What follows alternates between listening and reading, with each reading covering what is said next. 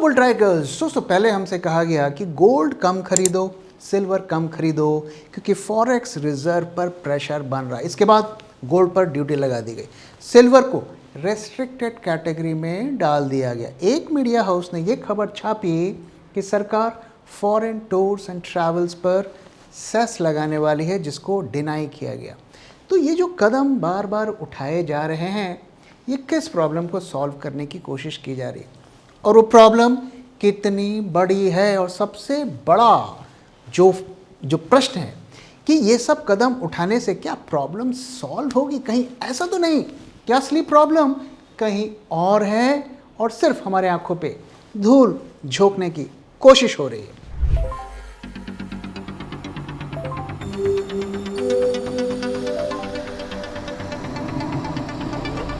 जब मार्केट की हो बात, बेटर आस्क बुल ट्रैक।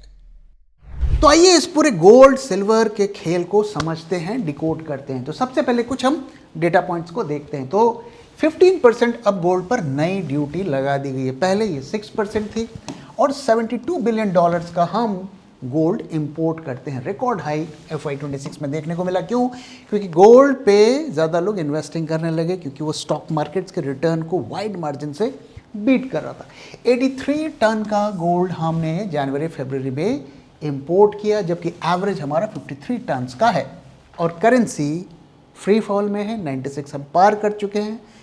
लोग अब 100 को डन डील मान रहे हैं और अब 150 की बातें होने लगी। मुझे नहीं पता वहाँ तक जाएगा कि नहीं जाएगा। अगर जाएगा तो ये बहुत बड़ा नेगेटिव है, लेकिन अब 150 की फिगर्स भी सुनने को मिल रही हैं। तो ये जो नई ड्यूटी स्ट्रक्चर है वो कितनी ज़्यादा है, इसका अंदाज़ा अगर आप लेने की कोशिश करें तो पहले 5% बेसिक कस्टम ड्यूटी थी और 1% का सेस था, एग्रीकल्चर सेस 6% का टोटल था। अब 10% की बेसिक कस्टम ड्यूटी है और सेस बढ़ाकर 5% कर दिया गया, तो 15% हम दे रहे हैं। साथ में दुबई से जो गोल्ड आता था कंसेशंस, वो भी अब ख़त्म कर दिए गए। So no exemptions remain. और जो जेम्स एंड ज्वेलरी को सपोर्ट देने के लिए ड्यूटी को रोल बैक किया गया था, उसे भी अब पूरी तरीके से रिवर्स कर दिया गया है। तो जेम्स एंड ज्वेलरी सेक्टर, जैसा कि आप जानते हैं, वो प्रेशर में आने वाले हैं। अब जैसा कि आप जानते हैं कि ये सब की शुरुआत कहाँ से हुई, तो बेशक ईरान का वॉर हुआ, क्रूड बढ़ा और FII की सेलिंग हुई तो करेंसी बढ़ी। तो एक तरफ महंगा क्रूड, दूसरी तरफ वीक करेंसी, तो फॉरेक्स ड्रेन होने लगे। लेकिन दोस्तों हमें ये नहीं भूलना चाहिए कि हमारा ट्रेड डेफिसिट भी बढ़ता जा रहा है, यानी कि हम जो एक्सपोर्ट करते थे वो भी कम होता जा रहा है। तो अगर हमारे एक्सपोर्ट बढ़ जाते तो हम इस शॉक को एब्जॉर्ब कर लेते, लेकिन वहाँ पर भी हमें कोई पॉजिटिव साइन देखने को नहीं मिल रहा है। सो ट्रेड डेफिसिट FY26 में $333 बिलियन का हो गया है और इसमें 9%, सिर्फ 9% गोल्ड का कंट्रीब्यूशन है। गोल्ड जीरो तो कभी नहीं होगा। आप ये सब करके 1-2% कम कर देंगे, लेकिन हमें अपने ट्रेड डेफिसिट को कम करना है। वही सबसे बड़ा खतरा है। Gold is not the real danger sir, silver is not the real danger. So अब क्या इससे फर्क पड़ेगा? तो अगर हम हिस्टोरिकली जाके देखें तो 2013 में ऐसा किया गया था। 10% ड्यूटी ट्रिगर्ड मैसिव स्मगलिंग और इसकी वजह से सरकार को रोल बैक करना पड़ा था। तो क्या इस बार भी ऐसा होगा, ये आने वाला टाइम बताएगा। लेकिन इस तरीके की ड्यूटी जो है ना, वो कभी भी हेल्पफुल नहीं होती हैं। अब इलीगल तरीके से गोल्ड आने के चांसेस और ज़्यादा बढ़ जाएंगे, ऐसा हिस्टोरिकली हमने देखा है। अब गोल्ड को अगर हम देखें तो अभी 15,800 पर ग्राम के रेट से चल रहा है। MCX का जून का जो कॉन्ट्रैक्ट है फ्यूचर्स का, वो 1,59,000, करीब 1,60,000 पर 10 ग्राम का चल रहा है। और जिस तरीके का अभी यहाँ पे इंडिया में सिचुएशन है, तो ये हम यहाँ तक गोल्ड को जाते हुए देख सकते हैं अगले कुछ क्वार्टर्स में। और वही सिल्वर की सिचुएशन देखें तो वहाँ पर भी मोटा मोटा वही सिचुएशन है और करीब 2,67,000 पर केजी के आसपास चल रहा है। MCX का जुलाई फ्यूचर्स 272,000 के आसपास चल रहा है। तो क्लियर कट ये दिखा रहा है कि ये जो शॉर्टेज आएगी तो इसका हमें राइज देखने को मिलेगा। तो करीब 3 लाख के आसपास का टारगेट यहाँ पर है और 2,55,000 जो है सपोर्ट जोन है, यानी कि उससे नीचे जाने की चांसेस कम है। अब यहाँ पे जो सबसे बड़ा एंगल है, इसका सबसे ज़्यादा इम्पैक्ट कहाँ पर पड़ेगा, तो ETFs में पड़ेगा। गोल्ड के ETFs और सिल्वर के ETF पड़ेगा। अगर हम सिल्वर को देखें तो silver bars are now restricted imports, तो अब आसानी से इंपोर्ट नहीं हो पाएगा, यानी कि इंडिया में सिल्वर की शॉर्टेज हो जाएगी। दोस्तों, सिल्वर का पिछले कुछ सालों में इंडस्ट्रियल यूज़ बहुत ज़्यादा बढ़ गया है। EV, सोलर पैनल्स और इस तरीके की इंडस्ट्री में, इवन डिफेंस, स्पेस, वहाँ पर भी यूज़ होने लगा है। तो ये सिर्फ ज्वेलरी के लिए यूज़ नहीं होता है, इसका इंडस्ट्रियल यूज़ पे होता है। अब हम जानते हैं कि सिल्वर की शॉर्टेज है, हम डेफिसिट में हैं, तो कहीं ना कहीं जाकर ये इंडस्ट्री को भी इम्पैक्ट करेगा। जो एमर्जिंग, जो नई इंडस्ट्री है, उसको इम्पैक्ट करेगा। अब ETF में इसका सबसे ज़्यादा इम्पैक्ट पड़ने वाला है। क्यों? क्योंकि जब भी कोई नया ETF लॉन्च होता है तो उन्हें सिल्वर खरीदना पड़ता है, फिजिकल सिल्वर खरीद के अपने वॉल्ट में रखना पड़ता है। लेकिन अब ऐसा नहीं हो पाएगा, उनको सिल्वर नहीं मिलेगा। So silver bars are now restricted imports, ETF cannot procure physical silver to create fresh unit. अगर सिल्वर ETF का AUM देखें तो उसमें एक्सप्लोजन देखने को मिला। जनवरी 2025 में 13,566 करोड़ का था, जो कि बढ़ के 1.2 लाख करोड़ का बन गया पीक, और अभी अप्रैल में ये 82,000 का है।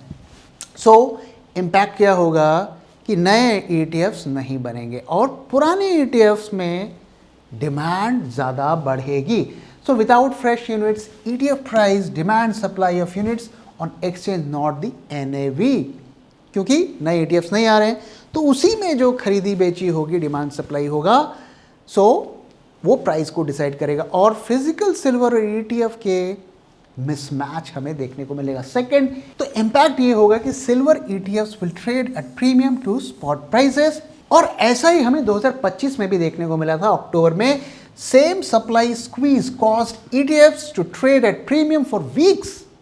Fund houses stopped FOF inflows. क्यों? क्योंकि वो बाजार से जाकर सिल्वर खरीद ही नहीं पा रहे थे, तो ये सिचुएशन हो गई। तो उसी का रिपीट हमें देखने को मिल सकता है। और जैसा कि मैंने कहा, ये जो सेक्टर्स हैं, EV, solar panels, semiconductors, railways का जो इलेक्ट्रिफिकेशन हो रहा है, यहाँ पे सिल्वर वाइडली यूज़ होता है, तो वहाँ पर भी इम्पैक्ट देखने को मिलेगा। तो अब आप मुझे बताइए कि ये गोल्ड की शॉर्टेज और सिल्वर की शॉर्टेज जो हो रही है, उससे हमें कितना फ़ायदा होगा, कितना फॉरेक्स हम बचा लेंगे। उल्टा खतरा ये है कि ये कहीं हमारे इंडस्ट्री को जो है नेगेटिवली ना इम्पैक्ट करे। रिटेल इन्वेस्टर्स आज कई स्टॉक्स में फंसे हुए हैं, जैसे कि सोला विनयार्ड्स, रेलटेल, ओला इलेक्ट्रिक। अब इन स्टॉक्स में रिटेल क्यों फंसते हैं? क्योंकि वो social media tips, FOMO and TV analyst पर रिलाई करते हैं। देखिए, स्टॉक का गिरना बड़ी बात नहीं है, पर आपके स्टॉक्स गिरने के बाद अगर रिकवर नहीं होते हैं तो ये बड़ी प्रॉब्लम है। 2008 में if you see, Bajaj finance ने 1.5 लाख % का रिटर्न दिया, टाइटन ने 9,000% का रिटर्न दिया, और वहीं पर DLF ने 10 साल लगा लिए ब्रेक इवन के लिए, और यूनिटेक जैसे स्टॉक जो आज तक रिकवर नहीं कर पाए। तो आखिर ऐसा क्यों होता है? इसकी दो बड़ी वजह है, क्वालिटी एंड वैल्यूएशंस, यानी वो bad quality and high valuations पर स्टॉक खरीद लेते हैं। और अगर आपको किसी भी स्टॉक का क्वालिटी को चेक करना है तो आपको उसकी बैलेंस शीट को चेक करना पड़ेगा, विच कुड टेक आवर्स, और वैल्यूएशंस के लिए आपको हेवी मैथमेटिकल मॉडल्स को यूज करना पड़ेगा। और इसीलिए हम आपके लिए लेकर आए हैं BT स्टॉक एक्सरे, जहां आप सेकंड्स में किसी भी स्टॉक का quality and fair valuation check कर सकते हैं। So wait no more, act now and अपने पोर्टफोलियो की क्वालिटी स्कोर को बढ़ाइए और उसे वेल्थ क्रिएटर बनाइए, ना कि wealth destroyer. BT stock X ray, upgrade your portfolio now, because hope is not a strategy.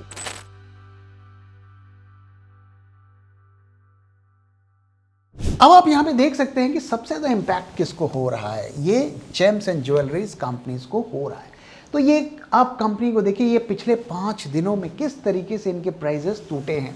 Sky gold करीब 9% से ज़्यादा का फॉल हमें देखने को मिला, पीएन गार्डगिल 16% का फॉल देखने को मिला, सेनको और टाइटन थोड़े डाइवर्सिफाइड प्लेयर हैं तो इनका मिनिमल इम्पैक्ट हमें देखने को मिलेगा। बट दोस्तों ध्यान रहे कि इस सिचुएशन में हमें बॉटम फिशिंग नहीं करनी है, क्योंकि हम किस डायरेक्शन पे जा रहे हैं हमें नहीं पता है।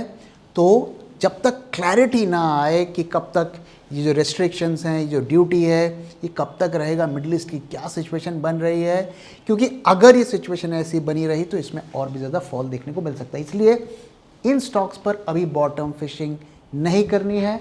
और ये 2 स्टॉक्स हैं, इनको आप जो इस गिरावट में थोड़ा थोड़ा लॉन्ग टर्म के लिए कंसीडर कर सकते हैं। लेकिन ध्यान रहे दोस्तों कि सेंटिमेंट्स और जिस तरीके की सिचुएशन बन रही है हमें फर्दर फॉल यहाँ पर देखने को मिल सकता है। अब आइए सबसे बड़े मुद्दे पर कि ये जो फॉरेक्स रिजर्व पर खतरा है। बाय द वे दोस्तों, आप जानते हैं कि हमारे पास जितना फॉरेक्स रिजर्व है वो ऑफिशियली 11 महीने का है, लेकिन 9 महीने तक का मोटा मोटा रिजर्व मान के चलिए। अब ईरान के फ्रंट पे क्या हो रहा है आप देख रहे हैं, फेज़ 2 लड़ाई शुरू होने वाली ऐसी खबरें हैं। कल के वीडियो में मैंने आपके साथ शेयर किया था, और ऐसी खबरें हैं कि ईरान और इजराइल मिलकर ग्राउंड ट्रूप्स उतारने वाले हैं, उनसे ईरान से न्यूक्लियर मटेरियल छीनने वाले हैं। तो ये लड़ाई लंबी चल सकती है। जो ग्राउंड इन्वेशन होता है वो हमेशा लंबा होता है। तो अगर ये लड़ाई अगले 3-4 महीनों के लिए खिंच गई तो क्या होगा। और प्लान उनका ये है कि खार्ग आइलैंड, जहाँ से ईरान का 90% ऑयल आता है, उस पर कब्ज़ा करने की कोशिश हो रही है।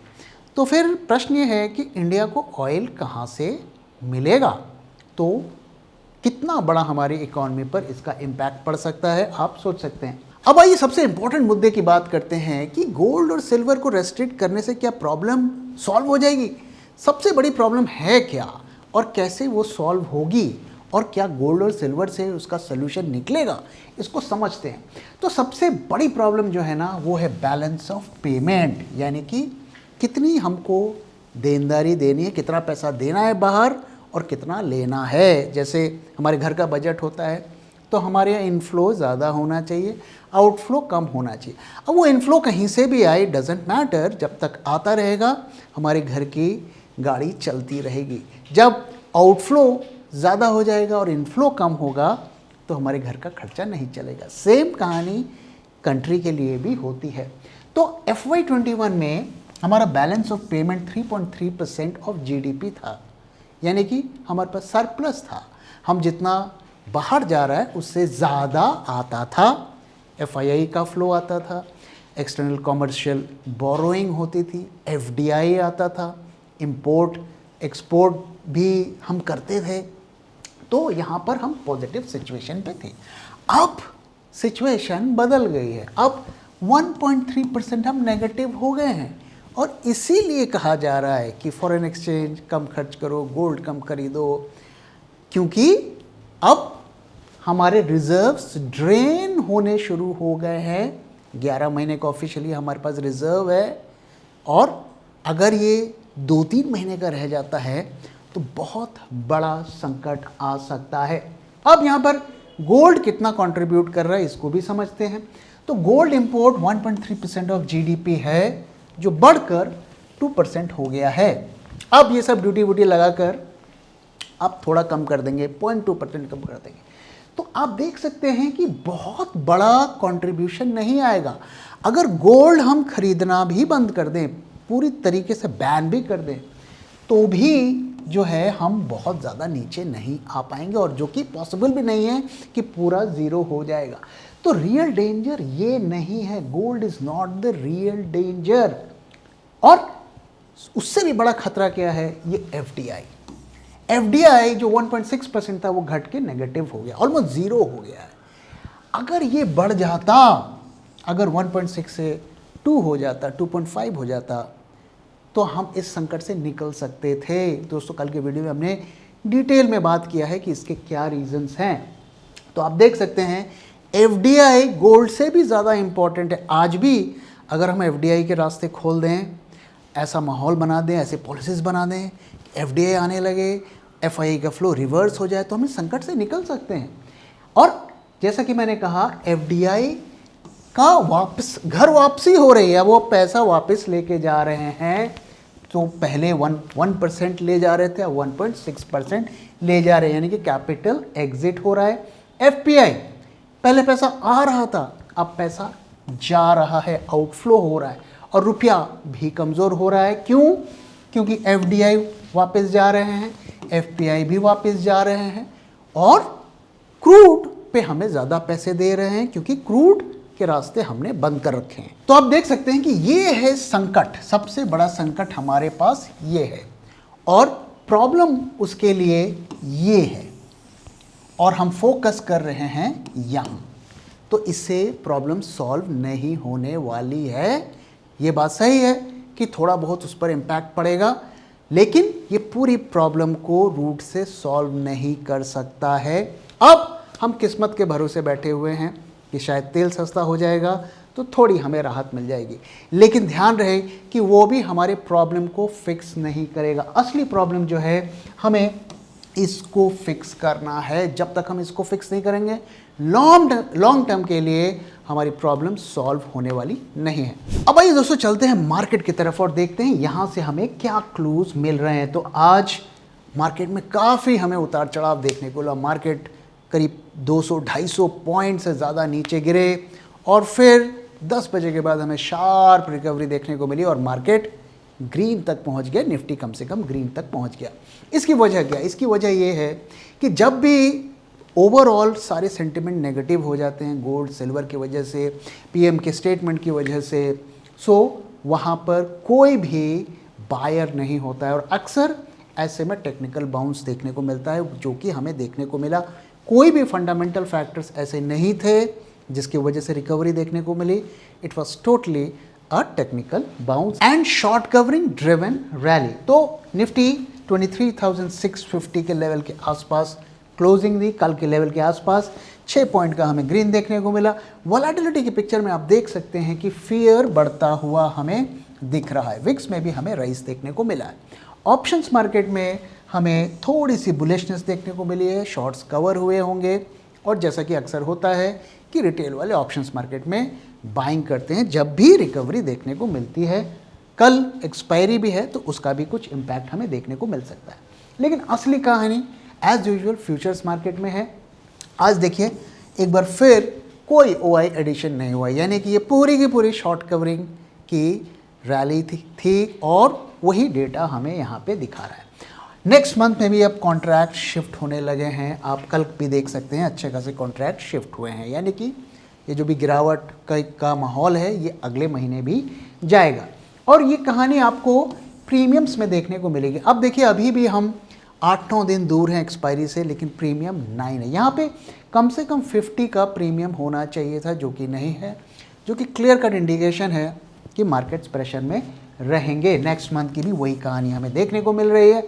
आज टर्नओवर भी अगर आप देखिए तो इतने दिनों का मिनिमम है, काफ़ी नीचे है। So once again it proves कि ये शॉर्ट कवरिंग ड्रिवन रैली थी और हैंडफुल ऑफ स्टॉक्स को बाय करके मार्केट को मैनेज किया गया। एडवांस डिक्लाइन रेशियो भी काफ़ी ज़्यादा पुअर था। इतनी रिकवरी के बाद ये बेटर होना चाहिए था। और एक्सपायरी से पहले जैसे कि हम देखते हैं एफआईआई के शॉर्ट्स में थोड़ी सी गिरावट देखने को मिलती है, तो यहाँ पर भी माइनर जो हैं कॉन्ट्रैक्ट्स कम हुए हैं। हो सकता है आने वाले दिनों में भी हमें थोड़ी गिरावट इन कॉन्ट्रैक्ट्स में, शॉर्ट्स में देखने को मिले। सो आज का डेटा हमें क्या बता रहा है? आज का डेटा हमें वही कहानी बता रहा है कि फ्यूचर्स मार्केट में सेंटिमेंट्स में कोई बदलाव नहीं है। ऑप्शंस मार्केट में भी मिक्स्ड बैग है, कोई क्लियर कट इंडिकेशन नहीं है कि बुलिश है या बेरिश है। वॉलेटिलिटी की पिक्चर हमें फियर बढ़ता हुआ दिखा रहा है। If a cat wants to be a lion, it needs to lose its appetite for rats. What do you want to be? Bulltrack Global Portfolio. Think big, think global. अब आइए दोस्तों charts की तरफ चलते हैं और देखते हैं कि यहाँ से हमें क्या क्लूज मिल रहे हैं। तो चार्ट जैसा कि हमने आपके साथ शेयर किया था कि ये हमारा लेवल है। जब तक ये ब्रीच होके नीचे नहीं आता, हमें शॉर्ट साइड पे नहीं जाना है, इससे ऊपर मार्केट रहता है तो हम लॉन्ग का सोच सकते हैं। अब यहाँ पे अगर आप देखें, ये जो पैटर्न बनता हुआ दिख रहा है, ये कैसा पैटर्न है? आपको 4 कंसेक्यूटिव फॉल देखने को मिला, यानी कि बड़े स्केल पर सेलिंग हुई है, शॉर्ट्स बने हैं और एक कंसोलिडेशन टाइप का होता हुआ दिख रहा है, एक फ्लैग पैटर्न जैसा कि हम कहते हैं, ये बनता हुआ दिख रहा है। तो ये दरअसल एक बेरिश पैटर्न होता है और जब भी ये पैटर्न ब्रेक होके नीचे आएगा, नेक्स्ट लेग ऑफ सेलिंग शुरू होती है। आप यहाँ पे देख सकते हैं कि इसी टाइप का पैटर्न आपको यहाँ पर भी देखने को मिल रहा है और ये बहुत ही कॉमन पैटर्न होता है कि एक फॉल होती है और फिर एक कंसोलिडेशन होता है। तो ये उसी तरीके का पैटर्न बनता हुआ दिख रहा है। तो हमें आज की रिकवरी से बहुत ज़्यादा कुछ रीड नहीं करना चाहिए, डेटा भी यही बता रहा है। अभी रात में पूरा का पूरा डेटा आएगा तो कल हम और भी डिटेल आपके साथ शेयर करेंगे। तो फिलहाल के लिए हमारे व्यू में कोई मेजर बदलाव नहीं है।